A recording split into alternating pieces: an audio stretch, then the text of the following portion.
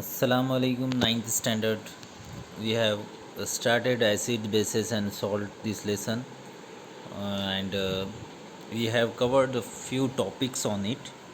And I have given the homework y- to you to write the names and respective radicals. I hope you have done with that. So we will move forward. Ionic compound के बारे में हमने देखे थे last time कि ionic bond कैसे बनता है जब सोडियम के पास से एक इलेक्ट्रॉन निकलता है और वो इलेक्ट्रॉन उसको लेफ़्ट करता है। ये इलेक्ट्रॉन जा रहा है उसके पास से, जब उसके पास से एक इलेक्ट्रॉन चल जाता है तो उसको बोलते हैं Na+। क्यों? Na+ एक कैटायन है और उसके पास से एक इलेक्ट्रॉन लूज़ हो गया और इसके लास्ट शेल के अंदर 8 इलेक्ट्रॉन आ गए और ये इलेक्ट्रॉन उसके पास से जाके क्लोरीन के पास जाता है। क्लोरीन जब एक इलेक्ट्रॉन एक्सेप्ट करता है तो वो बन जाता है Cl- और ये है एक एनायन।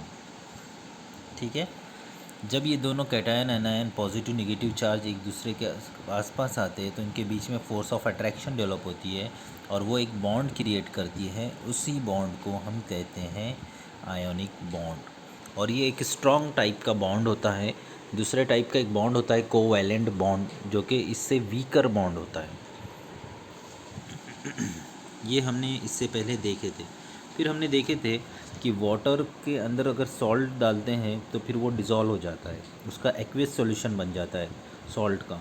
वाटर के अंदर शुगर डालते हैं या शुगर के अंदर वाटर डालते हैं तो वाटर शुगर का सॉल्यूशन बन जाता है। Same is the case with the that is not the case with the sand. अगर हम वाटर के अंदर सैंड डालते हैं तो वो डिज़ोल्व नहीं होंगी, वो नीचे बन जाएंगी, बैठ जाएंगी। सॉडस्ट अगर डालते हैं तो वो भी डिज़ोल्व नहीं होगा, वो फ्लोट करेगा।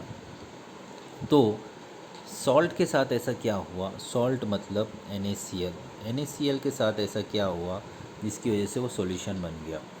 तो हमने देखे कि इसके बीच में एक जो है तो वाटर के मॉलिक्यूल्स जाते हैं और Na+ और Cl- को अलग कर कर उनके साथ पूरे वाटर मॉलिक्यूल्स ऐसे लग जाते हैं और ये लगे हुए मॉलिक्यूल्स इसका एक सॉल्यूशन बनाते हैं जिसको हम सॉल्ट सॉल्यूशन बोलते हैं। ये हमने लास्ट टाइम देखे थे। ठीक है, इसी चीज़ को के ऊपर जो है तो dissociation of salt in aqueous solution की ये रिएक्शन है कि सॉलिड NaCl को आप वाटर के अंदर डालते हैं, मतलब पानी के अंदर नमक डालते हैं तो हमें Na और Cl मिलता है। ठीक है, इसके बाद Arrhenius theory of acids and bases हमने देखे थे, जिसके अंदर अर्हेनियस ने एसिड और बेसिस की एक अपनी डेफिनेशन दिया था। क्या थी वो डेफिनेशन? कि an acid is a substance which on dissolving in a water give rise to H+ ions only. Acid एक ऐसा सब्सटेंस है जब वो डिज़ोल्व होता है वाटर के अंदर तो वो सिर्फ देता है H+ आयन्स। तो यहाँ पर देखो, वाटर में अगर HCl को डिज़ोल्व करे तो हमारे को H+ आयन मिले तो मतलब HCl हो गया एसिड, H2SO4 भी हो गया एसिड। ठीक है, फिर ये कंपाउंड के नेम्स और ऑल दिस थिंग्स मैंने उस दिन बताया था। अब हम देखते हैं बेसिस किसे कहते हैं। बेस उसे कहते हैं वो जब वाटर में डिज़ोल्व होता है तो OH- आयन्स देता है। NaOH को अगर डिज़ोल्व करेंगे तो वो उसने दिया OH- आयन, तो इसलिए हम बोलेंगे इसको बेस। ठीक है, इसके बाद हम देखेंगे कि classification of acids and base, कि एसिड और बेस को कैसे क्लासीफाई करेंगे। ठीक है, strong acid, weak acid, basis and alkali. Acids and bases are classified into strong, weak type on the basis of extent they dissociate their aqueous solution. Aqueous solution के अंदर जब कोई एसिड को डाला जाता है तो वो कितना ज़्यादा डिज़ोल्व होता है और कितने H+ आयन्स प्रोड्यूस करता है, उसके ऊपर हम उसको बोलते हैं वो स्ट्रॉन्ग एसिड है या वीक एसिड है। तो चलो अब स्ट्रॉन्ग एसिड को देखते हैं। Strong acid on dissolving in water strong acid dissociate completely, मतलब स्ट्रॉन्ग एसिड जब वाटर में डाला जाता है तो वो कम्प्लीटली डिज़ोल्व हो जाता है, कम्प्लीटली डिज़ोल्व होता है, और उसके अंदर जितना एसिड यूज़ करे थे हमने उतने के ही H+ आयन्स होते हैं। तो resulting aqueous solution containing mainly H+ ion. अब H एक एसिड ले लो जिसका नाम है HCl, ठीक है। अब एक एसिड ले लो जिसका नाम है HBr, hydrochloric acid, hydrobromic acid, ठीक है। अगर हम इसको वाटर में डिज़ोल्व करते तो हमारे को मिलेगा H+ आयन, और क्या मिलेगा, Cl- आयन, करेक्ट। इसको डिज़ोल्व करते HBr को तो क्या मिलेगा, H+ आयन, और क्या मिलेगा, HBr- आयन्स, ठीक है। तो हमारे को वाटर के सॉल्यूशन में H+ आयन्स मिले, साथ में Cl- और Br- भी मिले, ठीक है। तो इसको हम बोलेंगे कि ये हाइड्रोक्लोरिक एसिड किसकी वजह से बना, हाइड्रोक्लोरिक एसिड क्लोरीन की वजह से बना। क्लोरीन से हम उसका नाम रख रहे हाइड्रोक्लोरिक एसिड, ठीक है। हाइड्रोब्रोमिक एसिड किसको वजह से बोल रहे, ब्रोमीन की वजह से, तो इसका एक नाम है कंसर्न्ड एसिडिक रेडिकल। Cl को क्या बोलेंगे हम, कंसर्न्ड एसिडिक रेडिकल। यहाँ पे कंसर्न्ड एसिडिक रेडिकल क्या हो गया, Br हो गया HBr के अंदर। कंसर्न्ड तो क्या मिला हमारे को स्ट्रॉन्ग एसिड के अंदर, mainly H+ ions and concerned acidic radical. तो ऐसा एसिड जो कम्प्लीटली डिज़ोल्व हो जाएगा और उसके सॉल्यूशन के अंदर कंप्लीट H+ आयन्स मिलेंगे बहुत सारे मेनली, और कंसर्न एसिडिक रेडिकल मिलेंगा, तो उसको बोलेंगे हम स्ट्रॉन्ग एसिड। और ये है सारे उसके examples, HCl, HBr, HNO3, H2SO4, hydrochloric acid, hydrobromic acid, nitric acid, और लास्ट में है हाइड्रोसल्फ्यूरिक एसिड। उसके बाद हम सेकंड एग्जांपल देखेंगे वीक एसिड। वीक एसिड कैसा होगा, जो कम्प्लीटली डिज़ोल्व नहीं होगा, ठीक है, वाटर के अंदर।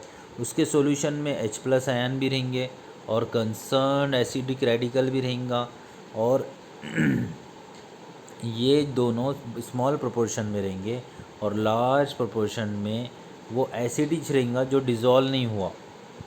मतलब हमने जितना एसिड डाले थे वो पूरा डिज़ोल्व नहीं होगा वाटर के अंदर, थोड़ा बहुत सारा एसिड बचे हुआ रहेगा डिज़ोल्व होने से, और कुछ जो डिज़ोल्व होगा तो वो देंगे H+ आयन्स स्मॉल प्रोपोर्शन में, और स्मॉल प्रोपोर्शन में कंसर्न एसिडिक रेडिकल देंगे।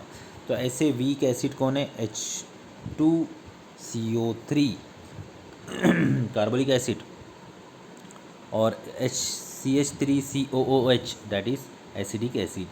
तो वीक एसिड का समझ में आ गया किसको बोलेंगे हम, वीक एसिड इसको बोलेंगे। Strong base, strong base strong acid का अपोजिट है, जो कम्प्लीटली डिज़ोल्व हो जाएगा एक्वस सॉल्यूशन में, और सॉल्यूशन में सबसे ज़्यादा रहेंगे वो H- आयन और कंसर्न बेसिक रेडिकल रहेगा। मतलब क्या है देखो, NaOH, ठीक है, ये डिज़ोल्व हो गया तो क्या मिला हमारे को, OH- एंड Na+। तो OH- ये हो गया इसका, और सोडियम हाइड्रोक्साइड बोल रहे, तो सोडियम हाइड्रोक्साइड हो गया कंसर्न बेसिक रेडिकल। अब ये इसके अंदर क्या हो गया कंसर्न बेसिक रेडिकल, पोटेशियम। इसमें क्या हो गया कंसर्न बेसिक रेडिकल, कैल्शियम। इसमें क्या होगा कंसर्न बेसिक रेडिकल, सोडियम, ठीक है। तो स्ट्रॉन्ग बेस कम्प्लीटली डिज़ोल्व हो जाएगा, और OH- आयन्स देंगे बहुत सारे, और साथ में देंगे कंसर्न बेसिक रेडिकल, इसलिए वो स्ट्रॉन्ग बेस है। वीक के अंदर इसका जैसा वीक एसिड का था, इसके अंदर OH- आयन्स बहुत कम क्वांटिटी में रहेंगे, और बहुत सारा जो है तो बेस अनडिज़ोल्व रहेगा, ठीक है, बहुत सारे मॉलिक्यूल अनडिसोसिएट हुए हुए रहेंगे, ठीक है। और अल्कली पे आते हैं हम।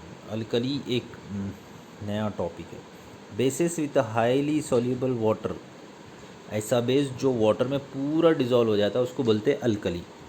एग्जाम्पल है NaOH, KOH, अमोनिया, इसमें से NaOH और NaOH को बोलते हैं स्ट्रॉन्ग अल्कली, क्योंकि ये कम्प्लीटली डिजॉल्व होते हैं, और NH3 को वीक अल्कली बोलते हैं।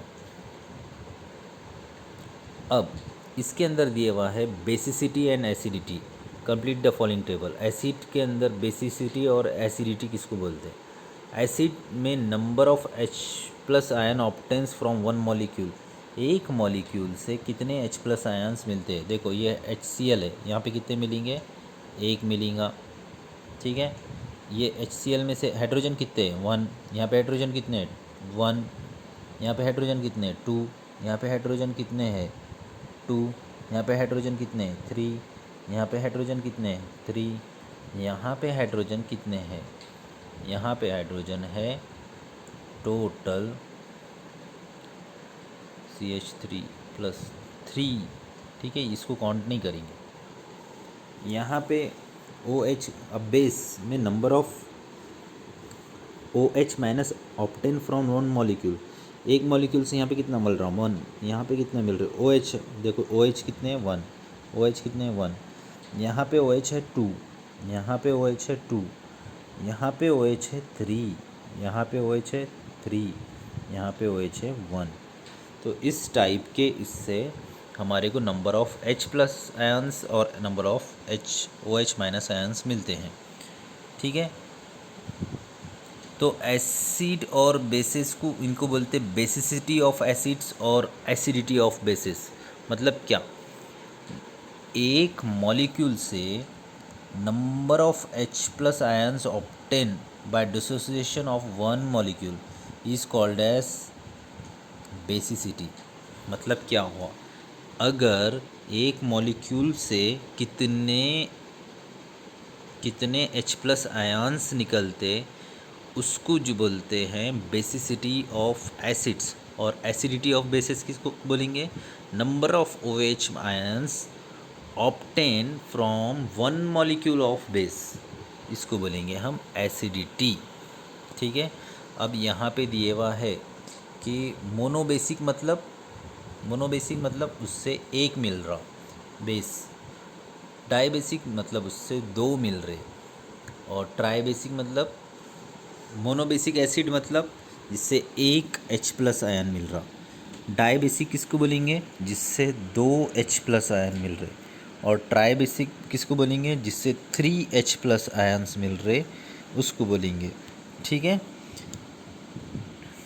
अब है एक इम्पॉर्टेंट कंसेप्ट। देखिए ये हमारे पास दो बीकर है, एक ये और एक ये। अब मेरे पास है एक लेमन, ठीक है, जिसको मैंने कट करा इक्वली। एक जिसमें ज़्यादा पानी है, 10 ml है वाटर, उसके अंदर लेमन को स्क्वीज़ कर दिया एक पार्ट को, और एक पार्ट को जिसमें 20 ml है उसके अंदर स्क्वीज़ कर दिया। अब मुझे ये बोलो, ये दोनों बीकर में कुछ डिफरेंस नज़र आएगा क्या आपको? कौन सा ज़्यादा खट्टा रहेगा? ये वाला, ठीक है, ये वाला। क्यों? क्योंकि इसमें 10 ml वाटर है और नींबू हाफ उसके अंदर जो है ना हमने स्क्वीज़ कर दिए, और बी वाले बीकर के अंदर जिसमें 20 ml वाटर है उसमें हाफ नींबू लेमन को स्क्वीज़ करे। तो पता चला कि जिसमें वाटर की क्वांटिटी कम है उसके अंदर सॉल्ट टेस्ट ज़्यादा है, और जिसमें वाटर की क्वांटिटी ज़्यादा है उसमें सॉल्ट टेस्ट ऑफ लेमन कम है। तो इससे ये मालूम हुआ कि ये ज़्यादा जो बीकर ए है, बीकर ए, इसके अंदर लेमन की क्वांटिटी ज़्यादा है, और ये जिसमें लेमन की क्वांटिटी ज़्यादा है उसको बोलेंगे कॉन्सनट्रेटेड सॉल्यूशन, और जिसमें लेमन की क्वांटिटी थोड़ी कम हो गई क्योंकि वाटर ज़्यादा है उसको बोलेंगे डाइल्यूटेड सॉल्यूशन। करेक्ट। अब दो टर्म याद कर रखिए।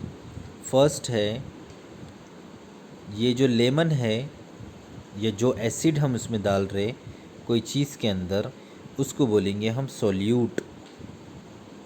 क्या बोलेंगे? सोल्यूट। और जिसमें डाल रहे वाटर, तो ये वाटर जिसमें वो उसको डाल रहे उसको बोलेंगे सॉल्वंट। क्या कहेंगे हम उसको? सॉल्वंट। तो जब सोल्यूट ज़्यादा होता है, सोल्यूट की कॉन्सेंट्रेशन ज़्यादा होती है, तब वो सॉल्यूशन कॉन्सेंट्रेटेड होता है। अब जब सॉल्वेंट की क्वांटिटी ज़्यादा हो जाती है तब वो सॉल्यूशन डाइल्यूटेड होता है।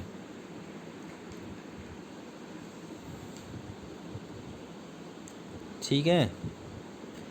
अब बहुत सारे यूनिट्स हैं जिसकी वजह से ये मेजर किया जाता है कि कौन से सॉल्यूशन के अंदर कॉन्सेंट्रेशन कितना है, कोई भी सब्सटेंस का सोल्यूट का कॉन्सेंट्रेशन कितना है। तो उसके लिए फर्स्ट यूनिट जो यूज़ किया जाता है that is solute in gram dissolve in 1 litre of solution. तो इसको ग्राम्स पर लीटर बोलते हैं कि 1 लीटर पानी के अंदर कितने ग्राम आपने सोल्यूट डाला। अब सोल्यूट की जगह आप नमक को ले लो, सॉल्ट को ले लो। हमको 1 लीटर के अंदर हमने 10 ग्राम NaCl डाले तो 10 ग्राम क्या हो गया, 10 ग्राम्स पर लीटर। ठीक है, ये हो गया उसका कॉन्सेंट्रेशन। ठीक है।